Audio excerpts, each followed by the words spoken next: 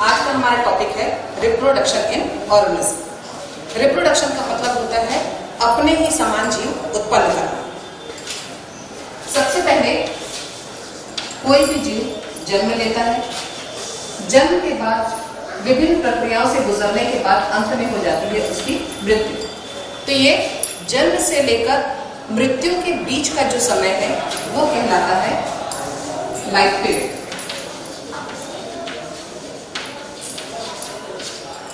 इस life period में जो जीव है पूर्णतः यौनारंभ को शुरू कर देता है। मतलब जैसे जैसे जीव के जन्म के बाद विकास होता जाता है, एक निश्चित समय में वो अपने रिप्रोडक्शन के या प्रजनन की क्रिया के लिए तैयार हो जाता है।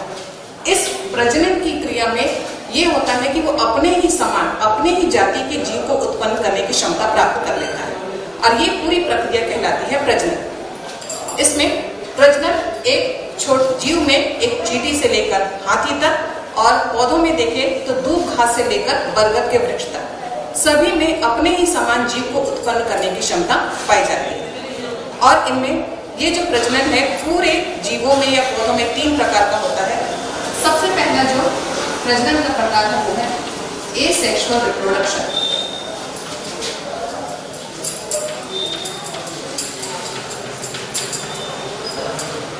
या इसको कहा जाता है अलैंगिक प्रजनन।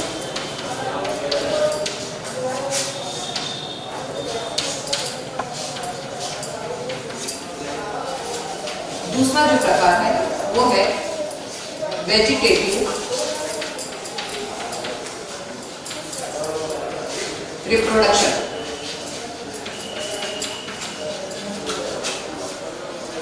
या इसको कहा जाता है कायिक प्रजनन। तीसरा प्रकार है सेक्सुअल रिप्रोडक्शन।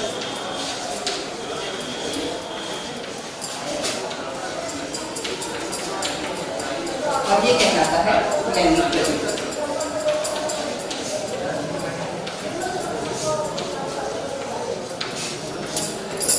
ये 3 प्रकार के प्रजनन हैं। इसमें एसेक्सुअल रिप्रोडक्शन, अलैंगिक प्रजनन, वेजिटेटिव रिप्रोडक्शन या कायिक प्रजनन, ये दोनों प्रजनन है लगभग समान होते हैं। समान इसलिए क्योंकि ये दोनों प्रजनन की क्रियाओं में सिंगल पेरेंट या एक जनक की आवश्यकता होती है। इसमें एक जनक ही अपने आगे की संतति को बढ़ाता है। तीसरा जो प्रकार है सेक्सुअल रिप्रोडक्शन या लैंगिक प्रजनन, इसमें 2 जनकों की आवश्यकता होती है, 2 पेरेंट की आवश्यकता होती है और ये दोनों पेरेंट है आपस में मिलकर अपनी संतति को आगे बढ़ाते हैं। सबसे पहले अब हम इसमें पढ़ेंगे एसेक्सुअल रिप्रोडक्शन के बारे में।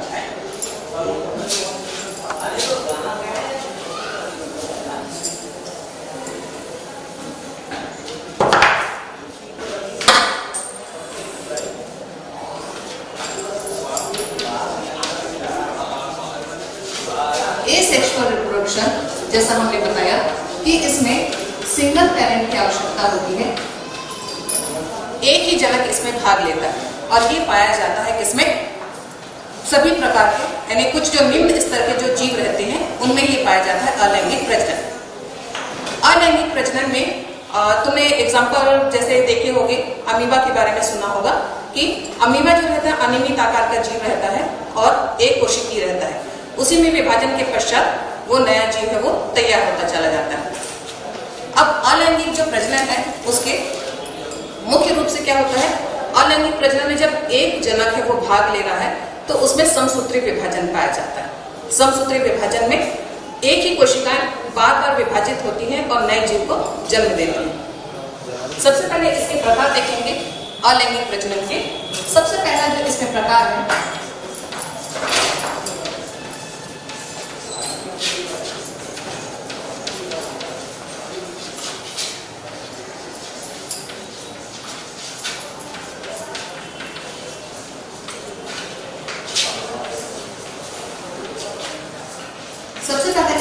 प्रकार है वो है विखंडन। विखंडन का मतलब होता है टूटना। यदि किसी भी चीज को तोड़ा जाए मतलब विखंडित हो जाती है, 2 भागों में बढ़ जाती है।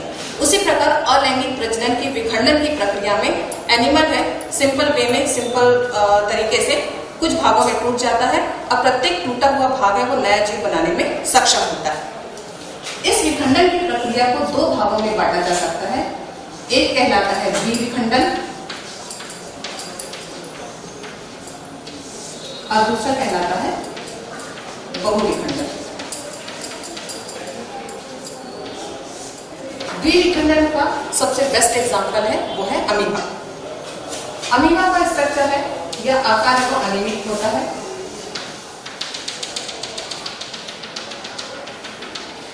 और इसमें बीच में पाया जाता है केंद्र, चारों तरफ द्वीप द्वार से घिरा हुआ रहता है। इसमें सबसे पहले क्या होता है, अमीबा ये दोनों साइड से दबना शुरू होता है। इसके चारों तरफ की जो प्लाज्मा मेम्ब्रेन है बीच से दबते चली जाती है और दबने के पश्चात क्या होता है, ये इस प्रकार की रचना बना लेता है और यहां से इसका केंद्रक भी है, ये बीच भाग से टूटना शुरू होता है। ये प्रक्रिया चलते चली जाती है और ये दोनों प्लाज्मा मेम्ब्रेन और केंद्रक आपस में बीच में मिल जाते हैं और पूर्णतः एक अमीबा से दो अमीबा का निर्माण हो जाता है। इस प्रकार ये द्विविखंडन की प्रक्रिया में एक अमीबा से दो अमीबा का निर्माण होता है। ये कहलाती है द्विविखंडन विधि।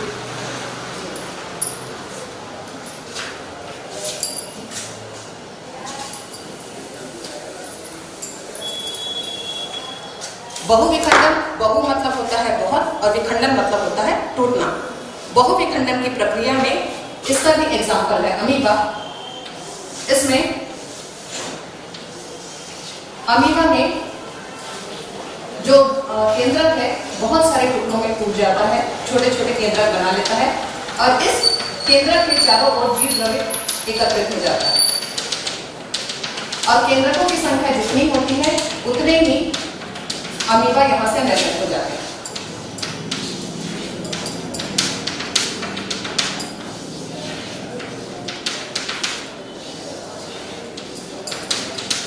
इस प्रकार बहुविखंडन की प्रक्रिया में एक अमीबा से अनेक अमीबा का निर्माण हो जाता है।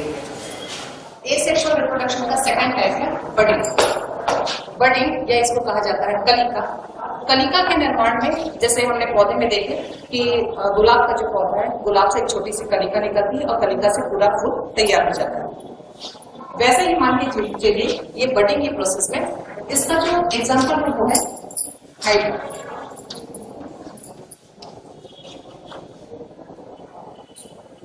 हाइड्रा में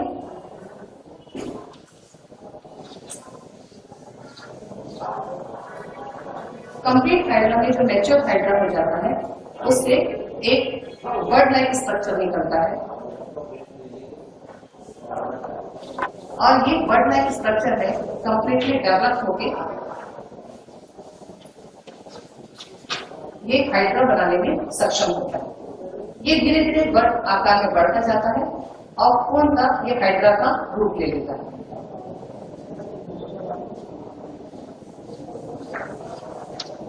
जब ये हाइड्रा पूरा मैच्योर हो जाता है तो ये पेरेंट बॉडी से अलग होकर अपना नया जीवन शुरू करता है।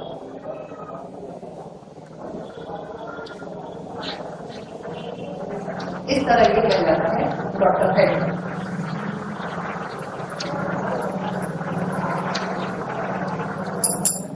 इस प्रोसेस को एक और देखेंगे। सबसे पहले जो मैच्योर हाइड्रा या वयस्क हाइड्रा रहता है उससे एक बर्ड लाइक स्ट्रक्चर निकलता है। ये बर्ड लाइक स्ट्रक्चर धीरे धीरे बड़ा होते जाता है और एक पूर्णतः हाइड्रा बना लेता है। ये हाइड्रा अपने पेरेंट बॉडी से अलग होकर एक डॉटर हाइड्रा के रूप में अपना नया जीवन चक्र है वो शुरू करता है। ये हुआ सेकंड टाइप बडिंग का। तीसरा है प्लाज्मोटोमी।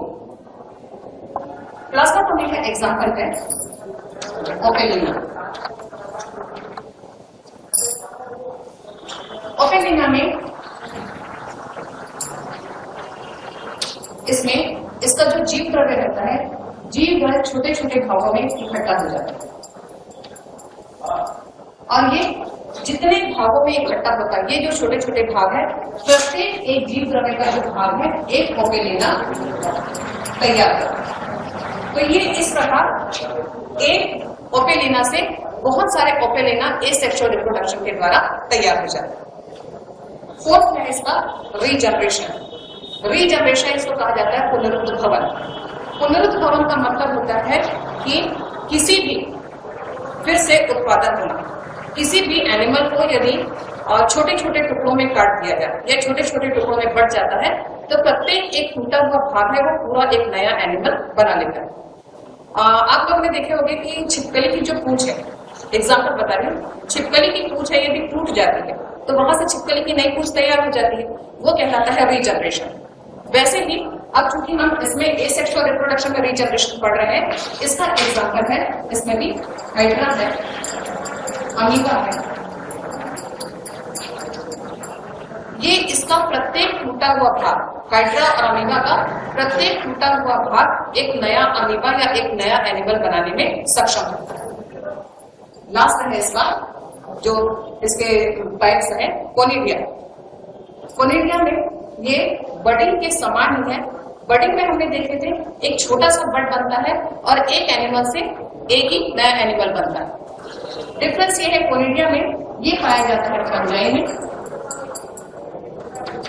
फंजाई में छोटे छोटे कोनिडियोस्पोर बनते हैं, माला के समान रचनाएं बनती है, छोटे छोटे गोलाकार संरचनाएं एक के ऊपर एक इकट्ठा होती है जो कहलाती है कोनिडियोस्पोर। और ये प्रत्येक कोनिडियोस्पोर मैच्योर होकर यहाँ से अलग होता है। अब प्रत्येक एक अलग हुआ भाग जो है एक नया फंजाई बनाने में सक्षम होता है। तो ये हमारा ये हुआ एसेक्सुअल रिप्रोडक्शन। एसेक्सुअल रिप्रोडक्शन के लाभ ये होते हैं कि इसमें केवल सिंगल पेरेंट की आवश्यकता होती है। इसके बाद दूसरा जो इसका मुख्य लाभ है, समसूत्री विभाजन के द्वारा इससे नया एनिमल तैयार हो जाता है। एक सिंगल पेरेंट से उसमें समसूत्री विभाजन होगा और समसूत्री विभाजन के बाद नया एनिमल उसमें तैयार हो जाएगा। अब चूंकि इसमें सिंगल पेरेंट की आवश्यकता होती है तो इसमें दूर दूर स्थानों पर जाकर भी ये एनिमल है वो अपने संतति को बनाए रखता है। और इसकी जो हानि होती है अलैंगिक प्रजनन में, इसका नुकसान, मुख्य नुकसान ये होता है कि इसमें विकास की जो संभावनाएं कम हो जाती है। विकास की संभावना इसलिए कम होती है क्योंकि सिंगल पेरेंट से बन रहा है तो इसमें जो बीमारियां हैं वो एक पीढ़ी से दूसरी पीढ़ी में लगातार वही ट्रांसफर होते चले जाते हैं। अनुकूलन इसमें नहीं पाया जाएगा। अनुकूलन इसलिए नहीं, सिंगल पेरेंट से बन रहा है, वही गुण उसमें एक के बाद दूसरे, दूसरे से तीसरे में ट्रांसफर हो रहे हैं, इसमें अनुकूलन नहीं पाया जाता है और इसमें विकास की संभावना है पूर्णतः समाप्त हो जाती है। सेकेंड टाइप है रिप्रोडक्शन का, वो है वर्धी प्रजनन या कायिक प्रजनन। ये वर्धी प्रजनन या कायिक प्रजनन पाया जाता है केवल पौधों में। पौधों में जैसे अलैंगिक प्रजनन में हमने देखा कि इसमें केवल सिंगल पेरेंट की आवश्यकता होती है और वो सिंगल पेरेंट के द्वारा ही नया पौधा है वो तैयार हो जाता है। इसमें दो प्रकार हैं, एक तो प्राकृतिक और दूसरा है कृत्रिम वर्धी प्रजनन। प्राकृतिक मतलब होता है कि जो प्रकृति के द्वारा अपने आप ही किया जाता है। इसमें तीन प्रकार है, एक जड़ों के द्वारा, दूसरा तने के द्वारा और तीसरा होता है पत्ती के द्वारा। जड़ों के द्वारा रिप्रोडक्शन तुमने देखा होगा, शकरकंद सभी ने देखे हैं। शकरकंद में छोटे छोटे बड के समान रचनाएं निकलती है और ये बड ही अपने आप ही समय के साथ साथ अंकुरित होकर नए पौधों को जन्म देता है। तने के द्वारा जो वर्धी प्रजनन होता है उसमें तीन प्रकार है, भूमिगत, अर्धवायवी और वायवी। भूमिगत तने मतलब होता है, तने का मुख्य गुण होता है कि उसमें दो चीजें पाई जाती है, एक तो नोड और दूसरा इंटरनोड। एग्जाम्पल हम देख सकते हैं, गन्ना सभी ने देखे होंगे, तो गन्ने की संरचना कुछ इस प्रकार से होती है। ये भाग कहलाता है नोड और दो नोड के बीच का जो भाग है वो कहलाता है इंटरनोड। नोड और इंटरनोड।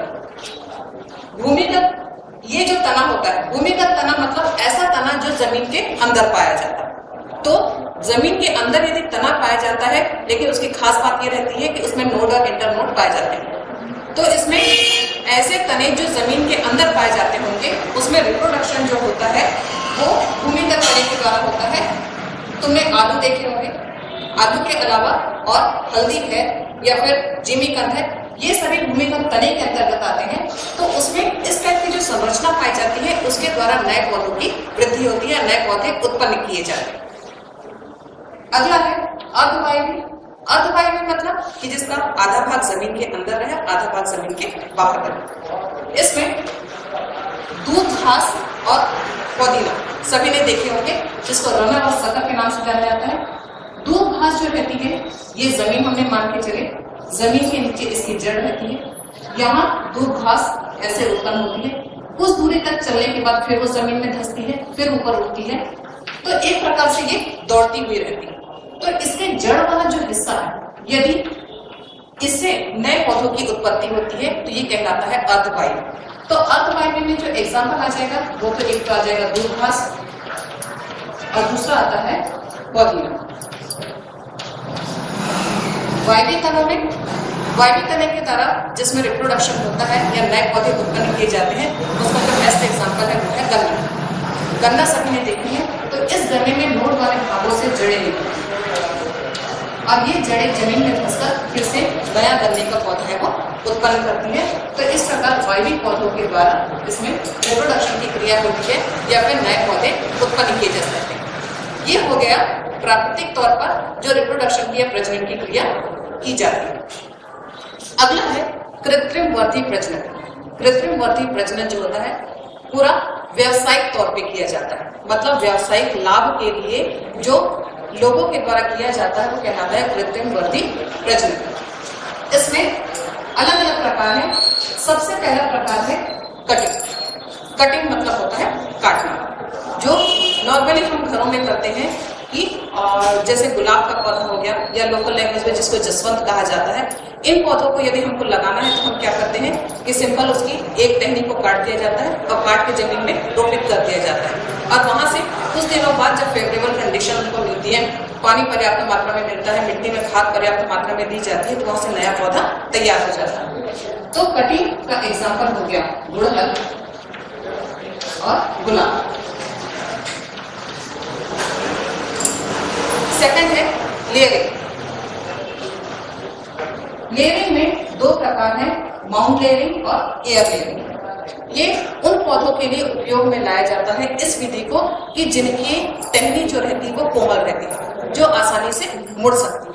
तो इसमें सबसे पहले हम देखते हैं माउंट लेयरिंग। माउंट लेयरिंग में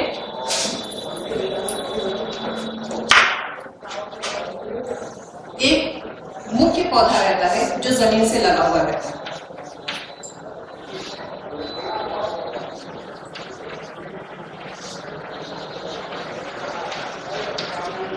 इसकी एक टहनी जो कोमल टहनी रहती है उसको इस प्रकार से नीचे जमीन में दबा दिया जाता है।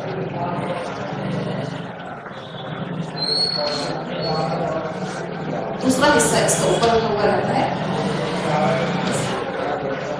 ये भाग है, ये मिट्टी का भाग, यहाँ पर मिट्टी लगी हुई है जिसमें मिट्टी में इसको दबाया जाता है और ये हो गया मुख्य पौधा।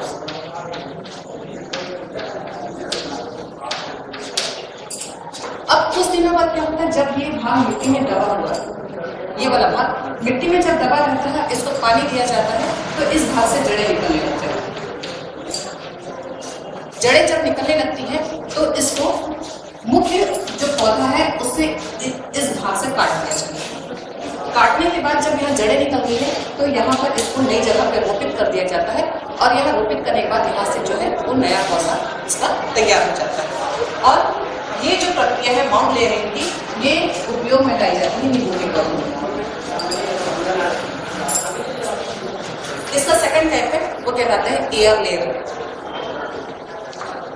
एयर लेयरिंग इसी से मिलता जुलता है, लेकिन उसमें क्या किया जाता है, एक जो मुख्य पौधा रहता है जो जमीन पे लगा हुआ है, उसकी एक शाखा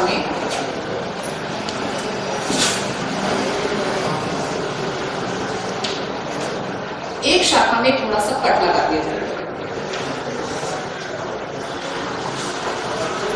कट लगाने के बाद यहाँ पर दूसरा पौधा है वो रोपित किया जाता है। पौधा रोपित करने के लिए उसी प्रजाति का जो पौधा है वो रोपित किया जाता है। उसी प्रजाति का, यदि हमको आम की प्रजाति चाहिए तो आम की दूसरी प्रजाति जो उनके साथ मैच करके हमको लगाना है, उसी प्रजाति को यहाँ पर रोपित कर दिया जाता है या इस कट में लगा दिया जाता है। अब दोनों पौधे जो है वो एक साथ वैसे लगे नहीं रहेंगे, तो उसके लिए क्या किया जाता है, यहाँ पर जो पौधा लगाया जा रहा है मिट्टी से लगाने के बाद यहाँ पर मिट्टी लगा दी जाती है और उसको पॉलीथीन से पूरा बांध दिया जाता है और उसको नियमित रूप से पानी देते हैं। कुछ दिनों बाद जब यहाँ पे मिट्टी रहती है, यहाँ से जड़ें निकल आती है। जब जड़ें निकल आती है तो इसको इस भाग से काट दिया जाता है और काट के जो नया पौधा तैयार है उसको मिट्टी में रोपित कर दिया जाता है और वहां से नया पौधा है वो तैयार हो जाता है। तो ये एयर लेयरिंग को उपयोग किया जाता है अंगूर के तौर। तो ये दो प्रकार की हो गई, लेयरिंग, माउंट लेयरिंग और एयर लेयरिंग। तीसरा है ग्राफ्टिंग। ग्राफ्टिंग में जो यूज किया जाता है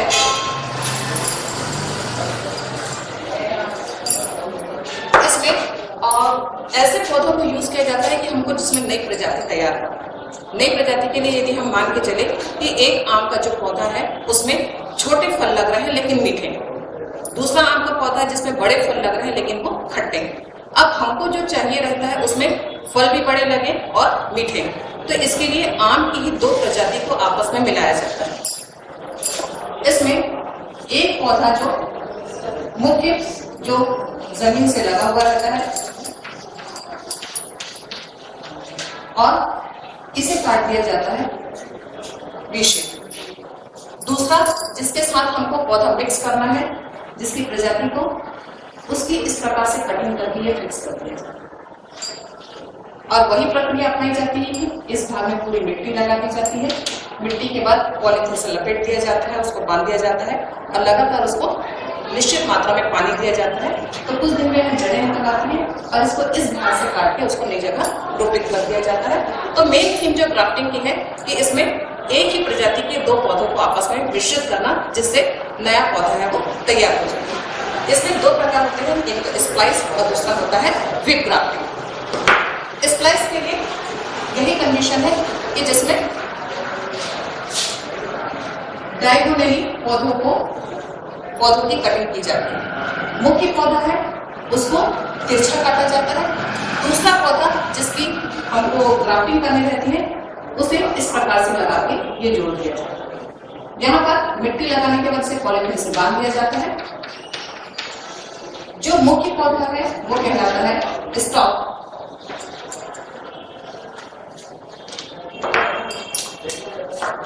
और दूसरा जिसे लगाया जाता है वो कहलाता है शूट। कुछ दिनों बाद जब यहाँ से जड़ें निकल आती हैं तो इसको यहाँ से कटिंग करके नई जगह पर रोपित कर दिया जाता है और यहाँ से हमको दोनों पौधों के गुण है वो प्राप्त हो जाते हैं। व्हीप ग्राफ्टिंग जो हमने पहले पढ़े वही है। इसे पहले को वी शेप में काटा जाता है, दूसरे पौधे को उसके ऊपर वी शेप में काट के फिर मिट्टी लगा दी जाती है। मिट्टी लगा के पॉलीथीन से इसे पैक कर दिया जाता है और जब इसमें जड़ें निकल आती है तो यहाँ से इसे कटिंग करके नई जगह पर रोपित कर दिया जाता है। तो ये कहलाती है व्हीप ग्राफ्टिंग। अब इसमें लास्ट है माइक्रो प्रोपोगेशन, जो सबसे ज्यादा इंपॉर्टेंट है इसमें, या सूक्ष्म प्रसारण। तो ये जो सूक्ष्म प्रसारण है ये पूर्णतः वैज्ञानिक पद्धति है। पूर्णतः वैज्ञानिक पद्धति है, इसे पूरे प्रयोगशाला में तैयार किया जाता है। माइक्रो प्रोपोगेशन या सूक्ष्म प्रसारण, इसमें ये पूर्णतः वैज्ञानिक पद्धति है जिसमें एक जीवित पौधे के एक जीवित ऊतक से हजारों की संख्या में नए पौधे प्राप्त किए जा सकते हैं। इस प्रक्रिया में सबसे पहले एक पौधा लिया जाता है।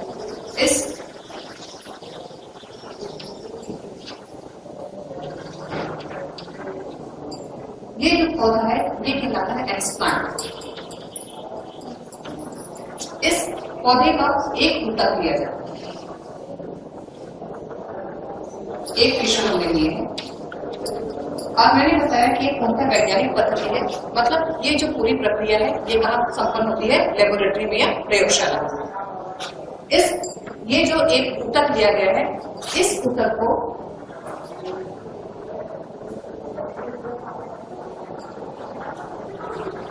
एसेप्टिक माध्यम में तैयार किया जाता है। एसेप्टिक मतलब होता है कि जो पूर्णतः जीवाणु रहित हो।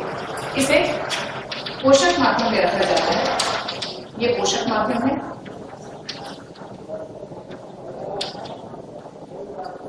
इस पोषक माध्यम में वो सभी चीजें जरूरी होना चाहिए जो इस एक पौधे की वृद्धि के लिए आवश्यक होती है। इसमें मुख्य रूप से आयरन, सुक्रोज, अमीनो एसिड, और विटामिन और साथ ही प्लांट हार्मोन।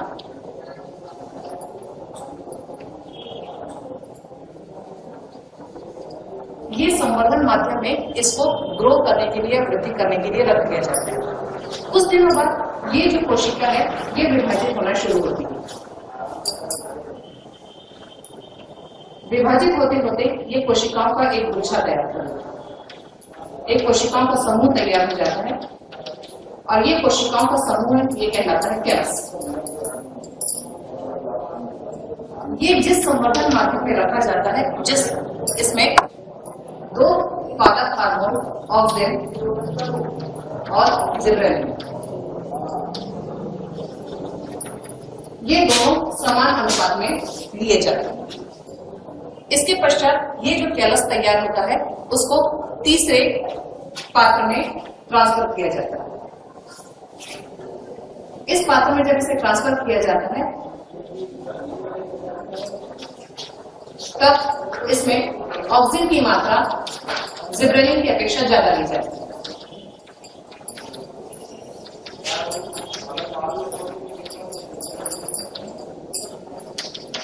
ऑक्सीजन की मात्रा जिब्रेलिन से ज्यादा ली जाती है और लगभग 4 से 6 सप्ताह पश्चात यहाँ से छोटे छोटे पौधे तैयार हो जाते हैं, जिसमें रूट और शूट, जड़ और तना दोनों रहते हैं। और यहाँ से फिर इन पौधों को ग्रीन हाउस में क्यारियों में लगा दिया जाएगा। तो इस प्रकार एक छोटी सी कोशिका से बहुत सारे, लगभग हजारों की संख्या में नए पौधे तैयार हो जाते हैं और ये कहलाता है माइक्रो प्रोपोगेशन। ये माइक्रो प्रोपोगेशन आलू और गन्ने की फसल या फिर ऐसे पौधे कि जिनमें बीज नहीं पाए जाते हैं, उन पौधों के लिए ये बहुत उपयुक्त रहती है। अब ये पूरा बढ़ती प्रजनन हो गया। बढ़ती प्रजनन के मुख्य लाभ ये रहते हैं कि इसमें सिंगल पेरेंट की या एक जनक की आवश्यकता रहती है, इसलिए आसानी से इसे कहीं भी तैयार किया जा सकता है। दूसरा इसमें फायदा ये होता है कि समसूत्री विभाजन होता है, इसलिए आसानी से हमें नए पौधे प्राप्त हो जाते हैं। और इसमें एक पौधे से, माइक्रो प्रोपोगेशन के अंतर्गत एक पौधे से हजारों की संख्या में नए पौधे हम प्राप्त कर सकते हैं। इसका जो नुकसान है या इसकी जो हानि है मुख्य रूप से ये है कि इसमें जो बीमारी जनित पौधे हैं उसी की वर्षा गति की होती जाती है। यदि हम बीमार पौधों को बोते हैं तो वो हमको जो परिणाम मिलता है वो भी बीमार पौधे ही मिलते हैं। दूसरी इसका नुकसान ये होता है कि इसमें अनुकूलन नहीं पाया जाता है और इसमें विकास की संभावना पूर्णतः समाप्त हो जाती है। हमारा तीसरा जो प्रकार है रिप्रोडक्शन का है सेक्सुअल रिप्रोडक्शन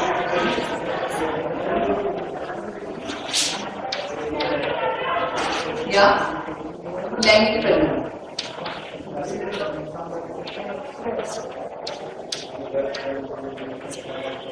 लैंगिक प्रजनन की इस प्रक्रिया में दो अलग अलग स्ट्रैंड भाग लेते हैं, जिसे कहा जाता है मेल गैमेट और फीमेल गैमेट। ये मेल गैमेट और फीमेल गैमेट साइज में सिमिलर भी हो सकते हैं या फिर असमान भी हो सकते हैं। तो ये लोअर प्लांट में अलग होता है और हायर प्लांट में इसकी जो प्रक्रिया चलती है वो अलग प्रकार से चलती है। सबसे पहले हम देखेंगे लोअर प्लांट्स में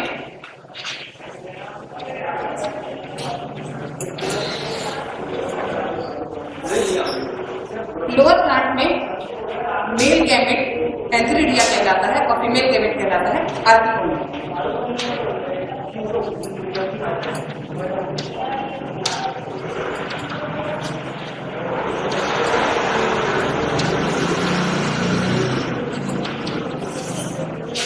और आर्किकोनिया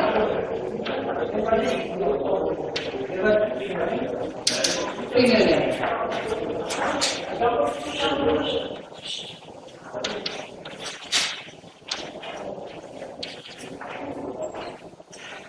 एंथेरिडिया का जो शेप रहता है वो टेनिस के रैकेट के समान होता है।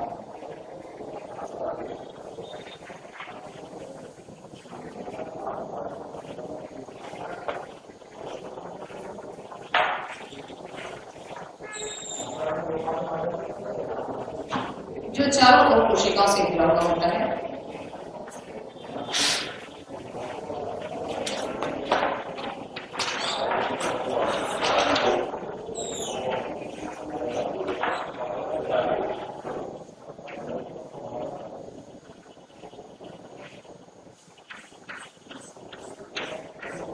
इसमें अंदर की ओर जाल के समान संरचनाएं पाई जाती हैं जो कहलाती है एम्ब्रियोजॉइड मदर सेल।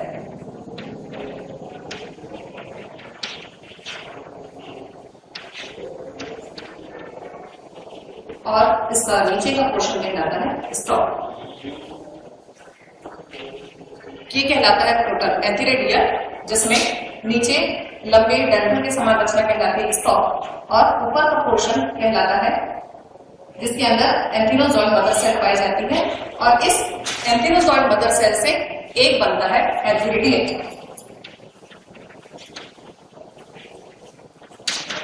जो होता है मेल गैमेट। वैसे ही female gamete archegonia flask shape का होता है,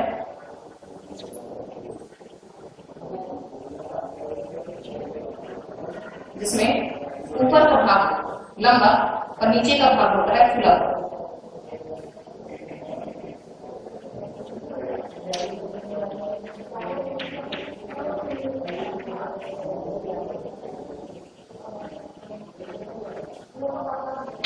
नीचे का खुला हुआ भाग कहलाता है वेंटर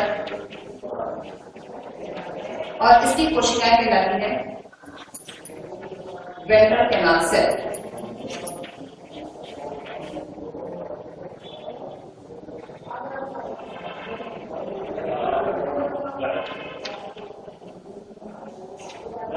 ऊपर की कोशिकाएं जो रहेंगी वो कहलाती है नेक और इनकी कोशिकाओं को कहा जाता है नेक सेल।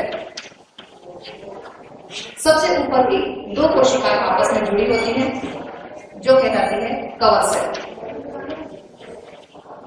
इस नेक सेल के अंदर की कोशिकाएं कहलाती है नेक कैनाल सेल और इस पूरे भाग में वेंटर के अंदर एक कोशिका पाई जाती है जो कहलाती है नेक। इस प्रकार ये आर्किगोनिया की रचना जो रहती है फ्लास्क शेप की रहती है। ऊपर का लंबा पतला भाग कहलाता है नेक, नीचे का फुला हुआ भाग कहलाता है वेंटर। वेंटर की कोशिकाएं कहलाती है venter canal cell. Venter canal cell के अंदर पाया जाता है एग सेल। नेक के पोर्शन में पाया जाएगा नेक सेल, ऊपर दो कवर सेल से जुड़ा हुआ रहता है और नेक सेल के बीच में पाई जाती है नेक कैनाल सेल। ये रचना हो गई आर्किगोनिया। ये हो गया मेल गैमेट और फीमेल गैमेट।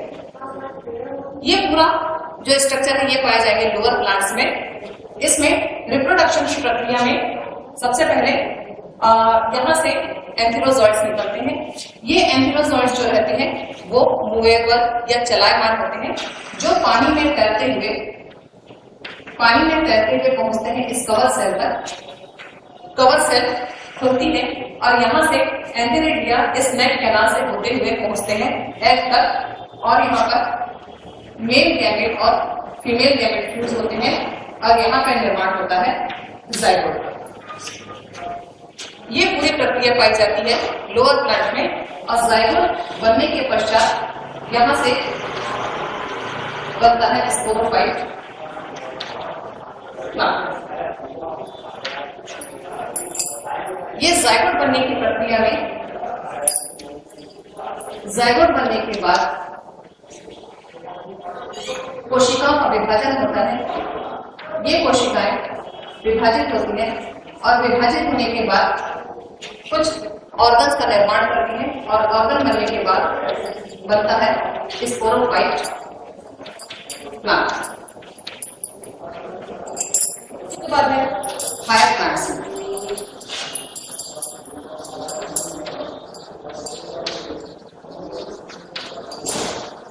हायर प्लांट में मेल गैमेट और female gamete.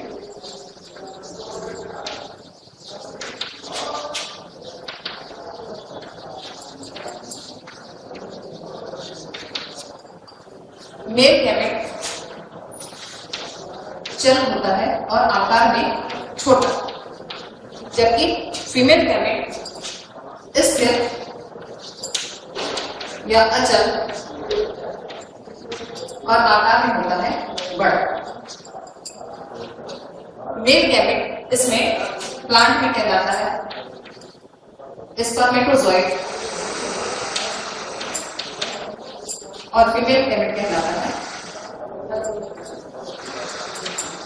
Egg.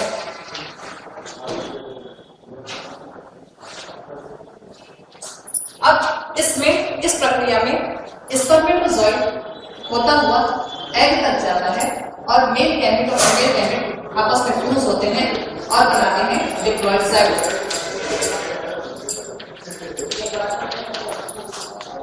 Diploid zygote में फिर से डिवीजन की प्रक्रिया होती है, विभाजन होता है और उसके पश्चात एक प्लांट का निर्माण होता है। ये पूरी प्रक्रिया चलती है। इसके बीच में आता है कि पूरी लाइफ साइकिल में 3 अवस्थाएं पाई जाती हैं।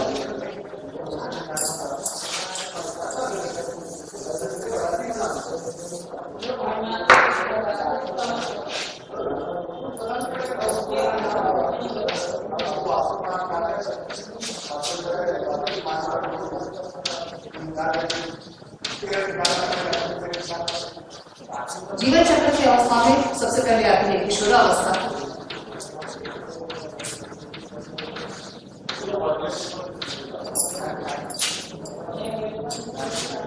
दूसरी प्रजनन अवस्था और तीसरी आती है जीर्णता।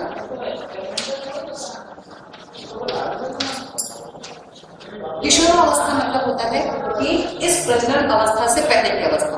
ये माना जाता है कि बाल्यकाल से लेकर प्रजनन अवस्था आने के पहले तक की अवस्था किशोरावस्था कहलाती है और इस अवस्था में जो व्यक्ति है सबसे अधिक वृद्धि करता है और इस समय वो अपने प्रजनन की अवस्था के लिए तैयार होता है।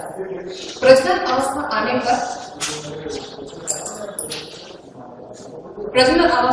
पर इसमें और दो इसको पार्ट में बांटा जाता है।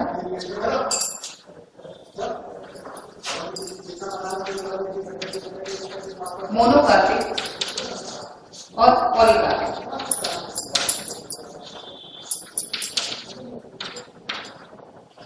मोनोकार्पिक पौधों में जो अवस्था पाई जाती है, इसमें जो पौधा रहता है वो केवल एक ही बार पुष्प या फल देने के पश्चात समाप्त हो जाता है।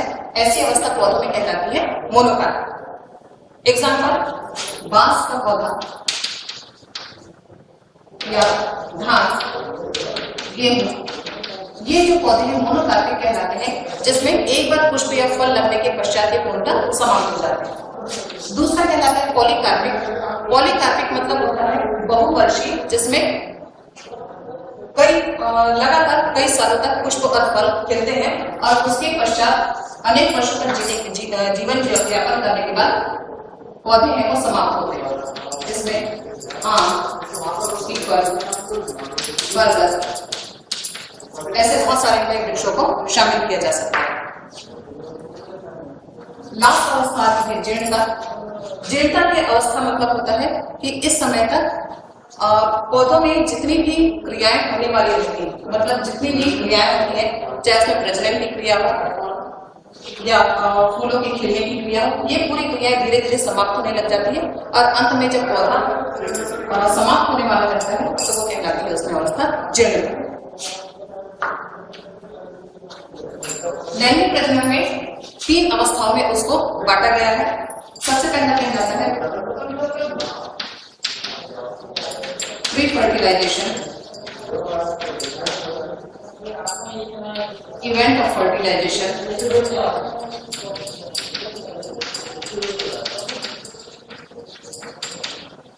और लास्ट है पोस्ट फर्टिलाइजेशन।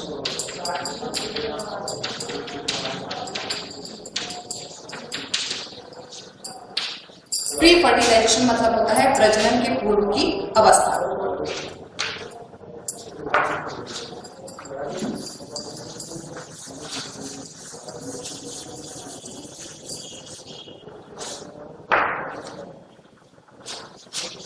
प्रजनन के पूर्व की अवस्था को 2 भागों में बांटा गया है। एक तो गैमेटोजेनेसिस और दूसरा है गैमेट ट्रांसफर।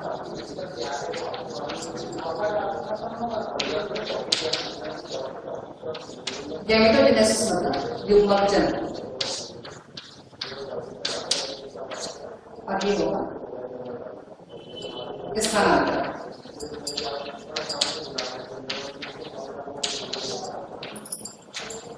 गैमेटोजेनेसिस की प्रक्रिया में मेल गैमेट और फीमेल गैमेट आपस में संयुग्मित होते हैं।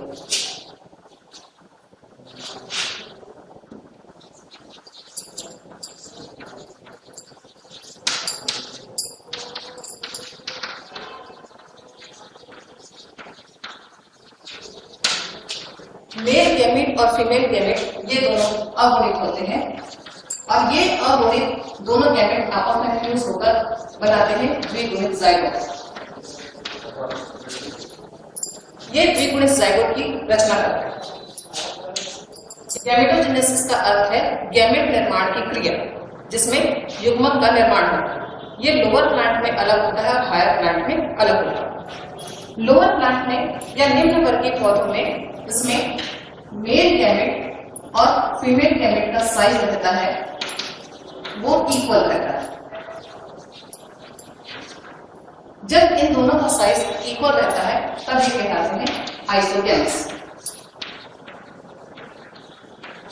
लेकिन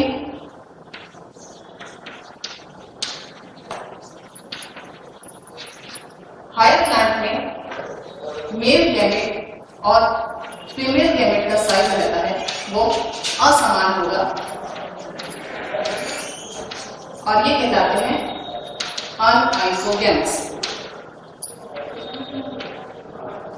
ये पाया जाएगा हायर प्लांट में।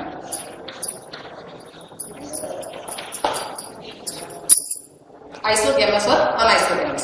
आइसोगैमस मतलब लोअर प्लांट में मेल गैमेट और फीमेल गैमेट का साइज है वो इक्वल रहता है, और अनआइसोगैमस मतलब होता है जो हायर प्लांट में पाया जाएगा, इसमें मेल गैमेट और फीमेल गैमेट का साइज जो रहता है या आकार रहता है वो असमान रहता है। अगली इसकी प्रोसीजर है वो कहलाती है गैमेट ट्रांसफर या युग्मकों का स्थानांतरण। युग्मकों का स्थानांतरण में जैसे हमने पहले देखा है कि मेल गैमेट जो रहता है वो चलायमान रहता है। इसमें मेल गैमेट ये मूव करता है फीमेल गैमेट की तरफ, यहां से मूव करता है और जाता है फीमेल गैमेट के पास, और यहाँ पर मेल गैमेट फीमेल गैमेट ये आपस में फ्यूज होते हैं, संयुग्मित होते हैं।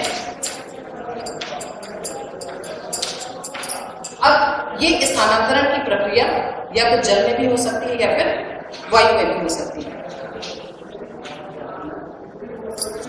अब इसमें फर्टिलाइजेशन की प्रोसेस आती है। गैमेटोजेनेसिस की प्रक्रिया के पश्चात आता है फर्टिलाइजेशन। फर्टिलाइजेशन मतलब होता है कि गैमेट का आपस में फ्यूजन, मेल गैमेट और फीमेल गैमेट आपस में फ्यूज होते हैं और निषेचन की प्रक्रिया को पूरी करते हैं। फर्टिलाइजेशन की प्रोसेस दो प्रकार की होती है, एक्सटर्नल और इंटरनल।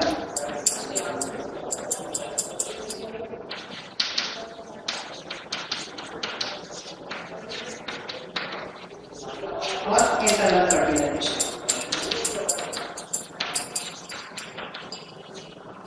एक्सटर्नल मतलब बाह्य निषेचन। इस प्रक्रिया में ये जो फर्टिलाइजेशन या निषेचन की प्रक्रिया होती है पूर्णतः शरीर के बाहर होती है, और ज्यादातर ये पाई जाती है जितने भी जलीय जीव रहते हैं या फिर एम्फीबियंस। जलीय जीव में मछलियां हो गई या फिर घोंगे हैं, और एम्फीबियंस में मेढक के अंदर। इसमें फर्टिलाइजेशन में जो स्पर्म है वो स्पर्म जल के माध्यम से तैरता हुआ पहुंचता है फीमेल गैमेट तक, और वहां पर फ्यूज होके मेल गैमेट और फीमेल गैमेट आपस में फ्यूज होके बनाते हैं जाइगोट। ये पूरी प्रक्रिया चूंकि शरीर के बाहर होती है इसलिए इसको कहा जाता है एक्सटर्नल फर्टिलाइजेशन, और ये पाया जाता है फिशेज में और एम्फीबियंस में।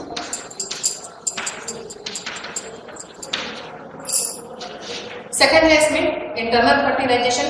इंटरनल फर्टिलाइजेशन का अर्थ होता है कि इसमें फर्टिलाइजेशन की या निषेचन की पूरी प्रक्रिया होती है शरीर के अंदर संपन्न। स्पर्म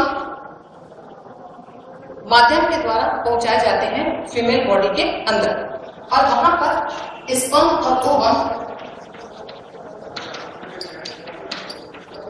ये आपस में फ्यूज होते हैं और यहाँ पे ये बनता है जाइगोट। और इंटरनल फर्टिलाइजेशन की प्रक्रिया पाई जाती है प्राइमेट्स में।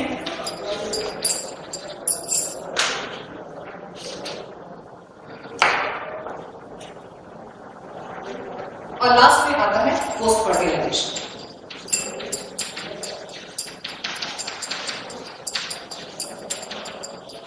पोस्ट फर्टिलाइजेशन का मतलब है फर्टिलाइजेशन के पश्चात होने वाली प्रक्रिया। इस प्रक्रिया में, फर्टिलाइजेशन की प्रक्रिया में जाइगोट का निर्माण होता है। जाइगोट के निर्माण के पश्चात में इस जाइगोट में विभाजन होता है।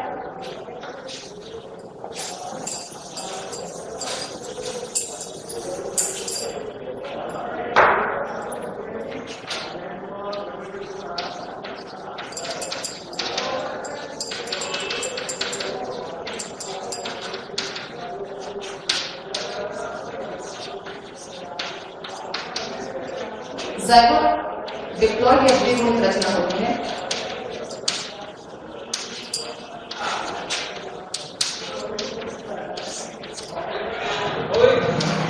इस द्विगुणित गोलाकार रचना की जो कोशिकाएं रहती हैं उसमें लगातार विभाजन होता है। लगातार विभाजन होने के पश्चात ये कोशिका जो होती है बहुकोशिकीय संरचना बनती है। बहुकोशिकीय संरचना बनने के बाद इसमें अलग अलग ऑर्गन्स का निर्माण होता है और एनिमल्स में इससे एम्ब्रियो बनेगा।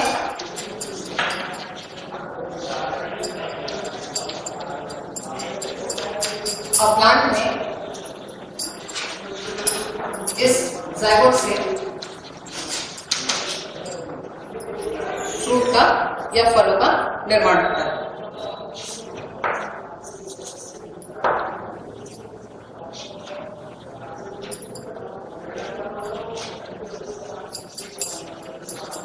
जाइगोट के निर्माण के पश्चात इस आधार पर प्राणियों को दो भागों में बांटा गया है। एक कहलाते हैं ओविपेरस और दूसरे कहलाते हैं विविपेरस। ओविपेरस मतलब होता है कि ऐसे एनिमल जो कि अंडों को जन्म देते हैं, अंडे उत्पन्न करते हैं, वो कहलाते हैं ओविपेरस, जिसमें आ जाएंगे फिशेस और बर्ड्स।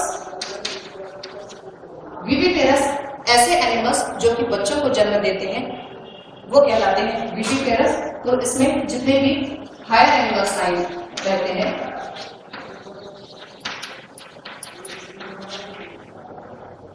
इसमें मंकी, बैट, एलिफेंट एक्सेट्रा। तो इस प्रकार इसमें जाइगोट के बेसिस पे इन्हें दो भागों में बांटा गया है, ओविपेरस और विविपेरस। ओविपेरस में ऐसे एनिमल्स जो कि अंडे उत्पन्न करते हैं कहलाएंगे ओविपेरस, और विविपेरस मतलब होता है कि ऐसे एनिमल्स जो कि बच्चों को जन्म देते हैं वो कहलाएंगे विविपेरस। और लास्ट में इस जाइगोट से फिर एम्ब्रियो का निर्माण होता है एनिमल में, और प्लांट में निर्माण होता है बीजों का। और इस प्रकार ये फर्टिलाइजेशन का प्रोसेस है यहाँ पर समाप्त।